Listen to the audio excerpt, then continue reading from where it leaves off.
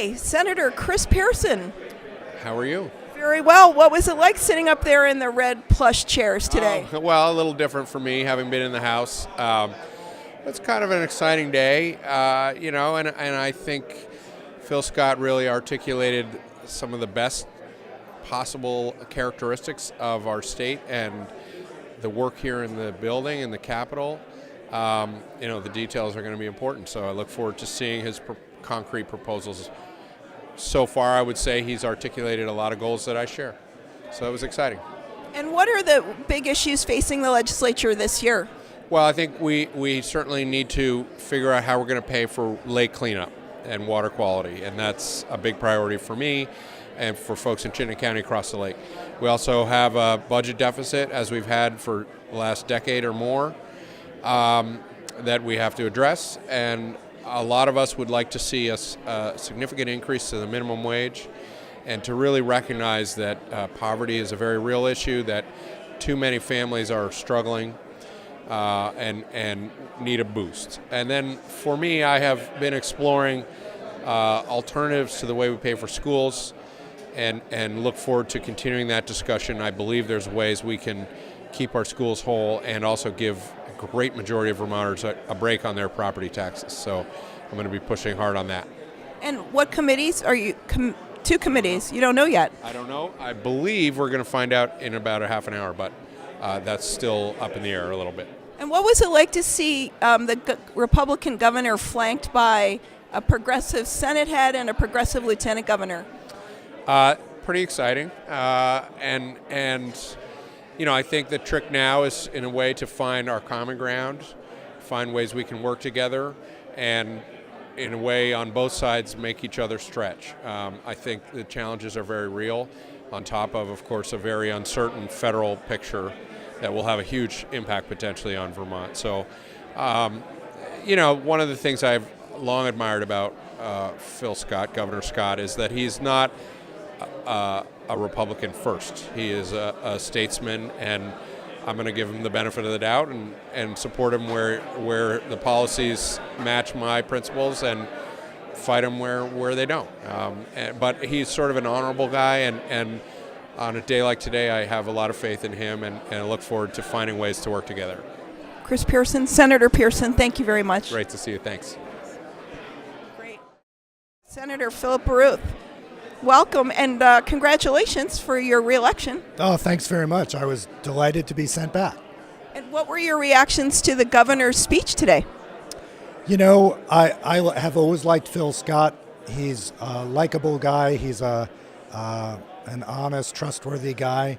I have to say I was looking for more specificity, and understandably it's a first inaugural, and maybe you're thematic more than specific. Even with that said, I was hoping for a little more meat on the bone. And what do you see as the big issues facing the legislature this session? Well, for instance, on lake cleanup, which is going to be unbelievably expensive compared to most government programs, this one is mandated by the federal government. It's central to our brand and our future. And yet the only specific in the speech that I heard was that he was pledging not to raise taxes or fees to pay for that lake cleanup. That being the case, I don't see how you meet the mandate from the federal government, so that has me somewhat concerned. And any other issues that are on your plate? Understandably the lake, because it's in Chittenden County, but what are the other things that stand out for you? Well, there was a good chunk about education, and I was heartened to hear how much of it related to education. With that said, if I'm remembering correctly, it sounded as though the governor wanted to substantially increase the amount we spend on early ed and substantially increase the amount for higher ed, and yet do that within existing resources. If I'm reading that correctly, we have to be talking about substantial cuts to the K through 12 system. So this is the problem with a box that has no new fees or taxes around the edges. You can't really grow anything without substantially depleting other things. So I'm hoping that the governor is wanting to improve and strengthen our entire educational system, not pitting Peter against Paul. Thank you so much, and we'll look forward to seeing you later on in the session. And I apologize for my voice being that way. The way it works in this building, you come in and you talk to everybody throughout the day, and my vocal cords just gave out. You sound a little like Lauren Bacall. It's okay. Thank you. Bye-bye, Lauren. Thank you. Great. So, Judge Ben, congratulations. You're in the house. I'm telling you, it's just such a newbie thing for me, you know. I'm used to being kind of the center running the show, and this is not that. So it's going to be great. It's really going to be interesting. There's so much on the agenda. It's just amazing. What are your reactions to the governor's speech? Well, I think, you know, it's a difficult time. You know, we went through 3 days of orientation in December, and the constant theme was there are going to be cuts in the budget because of the federal government. And there really is a lot of apprehension about that. And we just don't know how bad it's going to be, but it seems certain that that's going to happen. And so much of our funds for our state budget comes from the federal government that if Trump really starts doing some unfortunate things for us, if we start getting less and less from the feds to spend on our own programs, it's going to be a very difficult time. So, and there's just such a load of problems. You know, I've been inspired by trying to save the court system, which I think has really been under attack. And the taxes in Grand Isle, where I'm from, are really problematic and really hurting communities. So we just got an awful lot to do. Yeah, you do. Well, you better get at it. I won't keep you. You're very kind. I'll always have time to talk to you. Thank you so much. Thanks again. Bye-bye. Kelsey, you're an observer here today, aren't you? Yes, yeah. This is my first time being at an event like this. And what was your reaction to the governor's speech today? I definitely agreed with some of the points that he made, particularly his points about education. I really agreed with there's not enough college funding and enough support, which I've noticed as a UVM student. But I also agreed with what he had to say about starting with the root of the problem at the elementary level and fixing problems before they become bigger problems. So I really agreed with those points. And what was your general reaction to the pomp and circumstance?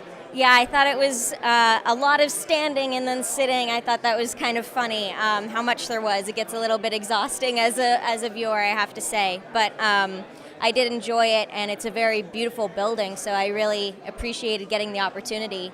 And I loved the music that they did, and I thought the last speaker was very funny, so that was really enjoyable. Well, they call it the People's House, so it's great you were here today. Yeah, I guess I'm one of the people, so it feels great to be here. Yeah. Thanks so much. Thanks. So you, until today, were running the United Way of Northwest Vermont. I was, and as of a couple of hours ago, I'm now the Deputy Secretary at the Agency of Human Services. And I'm excited about the opportunity and sort of all I know right now. And what made you excited about taking the job? It's a big shift for you. It's a big shift. It's a very big shift. And, you know, Lauren Glenn, you know we've been doing some amazing work in community to really innovate around homelessness, around opiate addiction. There's a lot going on, and it was a real privilege to sort of be working at the local level. And I think this opportunity came up, and it was a moment for me to really say, maybe it's time to see if I can use what I've learned to really scale some things across the state.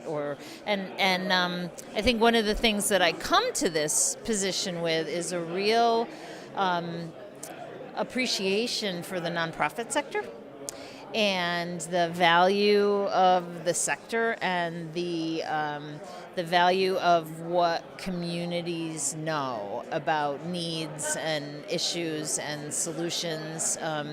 I've learned a lot about how important it is to include people with lived experience from our Collective Impact Conference. How do we make sure that people with lived experience, homelessness, addiction issues are really helping inform statewide policy? And so this was just an opportunity that came along that I felt like was one I couldn't really say no to. And I noticed that the governor spoke about rethinking how we spend our education dollars, which is an idea that actually is very close to your heart. Well, I think that, we know that you have to have a good beginning, and you have to have an education system that really ends up graduating kids with the skills and competencies to be able to go on to career and life and things like that. And so, I don't know what's possible, but I have to believe there's some opportunities as well to make sure that we really have a young group of young people that really can graduate and be prepared to sort of be our next generation of employees, of leaders in government, United Way directors. So yeah, I think I think he spoke today about it really starting early.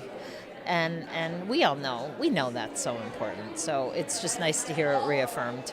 And also the other thing you talked about was looking at government from an impact standpoint. Which has been one of our really strong United Way and Common Good have really been championing.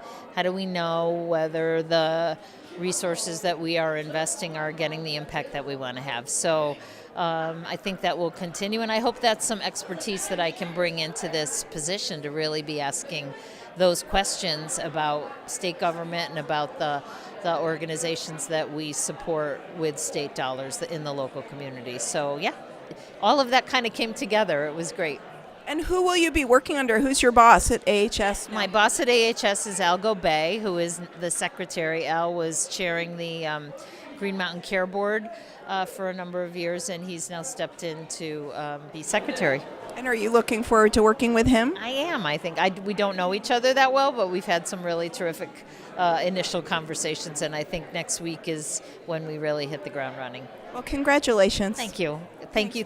Keep in touch. We will. Great. Thanks. Yep. All right. John Hollar, thank you so much for all your support of the Common Good newsletter and really helping us get some good information to the nonprofit sector and the community. Happy to support your good efforts. What were your reactions to the governor's speech? It's interesting. Coming into a day like this, it's like a blank slate, and there's just, as you can see, by all the standing, almost it had to be more than a dozen standing ovations, the incredible sense of optimism people have. In a lot of respects, it's like a canvas. People can portray their own hopes and dreams on that blank canvas, and that's what they're expecting. But just a lot of optimism, and I think that's a really hopeful thing. And what are your legislative objectives as a lobbyist this year under the dome? Honestly, I represent mostly business interests, not all, but mostly, and they are really in wait and see. I don't have a lot of business clients looking to enact a proactive agenda. They're mostly supportive of the governor's priorities for affordability of economic growth, but I think that's something that everyone shares. So we'll see how that shakes out in terms of details, but we're not looking at, certainly my clients pushing any kind of proactive agenda up here, really kind of waiting to see what shakes out, and I think that's going to take a while because all the uncertainty at the federal level, all the changes here at the local, in Vermont, and then, you've got maybe 8 weeks before the crossover deadline. So it's all going to happen really fast, and I think it's going to be hard to get a lot through this first year. Well, we'll keep our eye on it and check in with you later then. Love to do it. Thanks very much. Good to see you. Good to see you. So is the carbon tax going to have any legs this year? Well, we're still very much interested in exploring how you can put a price on carbon pollution as a much broader piece of equitable tax reform. In terms of any bill that's moving on carbon pricing, I don't believe any bill is going to move this session. There was never any, thinking that there was actually going to be a bill that moved last session, and there was a lot of fear-mongering and sort of mischaracterizations of what putting a price on carbon pollution was actually aimed to achieve and who would benefit and who would lose. It's my hope that we can have a fair conversation about how we get off of fossil fuels in a way that is equitable, that brings everyone along, and that is affordable. We're also talking about both short and long-term affordability, and I think that broader tax reform with carbon pricing in the center of it is a really powerful opportunity to meet a variety of different goals. Awesome. Thank you so much, Joey. Great to talk to you. Yeah, you too. So, Kevin, you are a longtime observer of the legislature and the State House, and what was your reaction to today and the transfer of power? I would say successful. You know, there's a new generation taking over Vermont politics. This is the first, in my mind, the first non-Cunin Snelling generation of political leadership that we have, that were not nurtured in the Cunin Snelling era. So it's new in a lot of ways, and I think that's really good. It's refreshing, frankly. I thought it was interesting to see Phil Scott flanked by Tim Ash and David Zuckerman, two progressives. Two progressives who don't necessarily see eye to eye all the time on a whole range of things, both personal, professional, cultural. So they're different kinds of progressives, and Ash has a much different mandate than Zuckerman does. Ash has to actually pass things. Zuckerman doesn't have that burden, so he can be free to do things that Senator Ash is not free to do. So, but you're right, the visual is striking. Yeah, and it's appropriate. And what did you have reactions to the governor's speech or some of the high points? He talked about the education, sort of changing the funding formulas within the ladder of education, and but not raising taxes to do anything. And I wondered what your thoughts were on that. I thought it was standard Republican, moderate Republicanism, with the exception of some of that education stuff. About the way I heard it was, if you're a really good teacher, you ought to be able to make a lot of money. We ought to value that. And if you're a bad teacher, you should be fired. So he said something, he wants to get rid of a tenure-based system, it seems to me. He'll never get that done. But he does set a rhetorical record. He rhetorically is sort of putting a marker in the ground so that people are on notice that he cares about educational innovation, not the status quo. Where that goes, that's hard to say. And what if his appointments, what story do his appointments tell us when you look at the range of people in different positions? I think it tells you that he trusts some of the very talented people who work for Governor Shumlin, who he kept. It tells you that he's looking for a new generation of talent. And I think third, it tells you that the Republican bench is very thin. That years and years of being a Republican in a very Democratic state means that there aren't a lot of Republicans around who can come in and make low wages serving the government and do it really well. Having said that, people grow, and a lot of these young people he's hired are going to grow really fast, and that's good. And if you don't hire young, you hire old and boring, and it's time for this new generation to take over. So I think overall it's really healthy. It's a good thing. And what do you think the top issues are facing this legislature this session? Sorry to be boring, but it's budget and taxes. And you have a new speaker finding her footing, which she will do. I think she'll be great. And you have a new governor finding his footing. So his approach is going to be hold the line against a Democratic legislature that is going to want to raise taxes to pay for really important things like Lake Champlain. And he's going to say no. And, that's a tension and a fight that's going on between Republican governors and Democratic legislators since time immemorial. So it'll come out somewhere in the middle, as it always does, and we'll be fine. His comments about education were pretty out there at the edge of the envelope. And again, I think that's good. He's calling for being innovative in education. And Democrats too often are hidebound by, wanting to keep it the way it is. So I think that's a healthy fight. Kevin Ellis, thanks so much. Sure, anytime. Step back right there. Great. So Annette, you were named Vermonter of the Year, weren't you? Yes, the Burlington Free Press named me 2016 Vermonter of the Year. Congratulations. Well, thank you. That was quite a surprise, actually. Well, you've got quite a showing of people in the vest. Tell us about why you're here today. Well, the green vest people last year were rather noticeable on the wind issue. This year we have joined with gas pipeline and solar and wind people to express the need to respect our communities and protect our environment, which has not been happening in recent years. We've felt shut out both by the Shumlin administration and by this legislature, and so we want to be heard. We're here for our democracy. And what particular actions are you looking for this session? Well, we'd like to, our overall theme is energy justice, and so we would like to create a regulatory system for energy projects that respects people, that does not require paying to play, that enables collaboration first before litigation, and is much more in the spirit of Vermont in how we move forward with our energy issues. What were your reactions to the governor's speech? Well, I will say, this is the first inaugural address I've ever attended in person, and I felt that it was an excellent speech because he really uplifted everyone.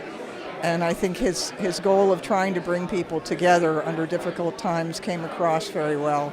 I had the good fortune to sit next to a woman who has heard many speeches, and she's 97.